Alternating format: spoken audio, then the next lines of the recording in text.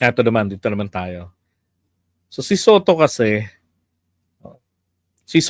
ay susulong na magkaroon ng mandatory drug test sa Senado. Yan. I fully join you, sabi niya kay ano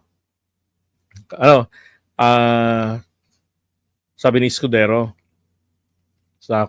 Escudero, kung masasahama ni Soto para sa mandatory drug test sa Senado. I fully join you in this moment in this important initiative, and wish to inform you that the Senate has every intention to conduct MRDT for all the officials and employees of the Senate proper and Senate Secretariat in the 28th Congress, sabi ni Cheese.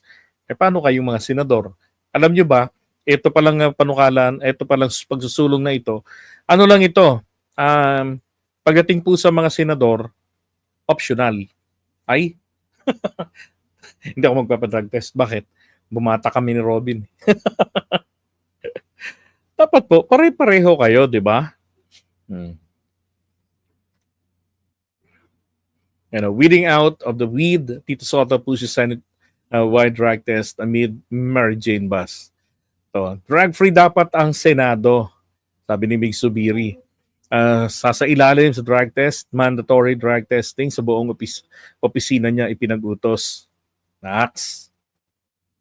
Yan o. Apps.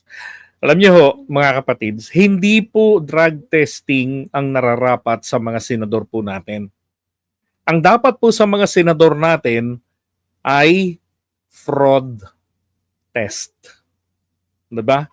Fraud at saka dalawang exam lang naman yan. Fraud at saka plunder tests. Di ba mas maganda yon? Fraud at saka plunder tests ang pagdaanan nila.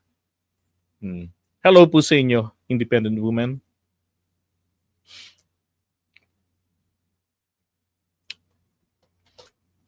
Yun ang nararapat sa Senado. Plunder test.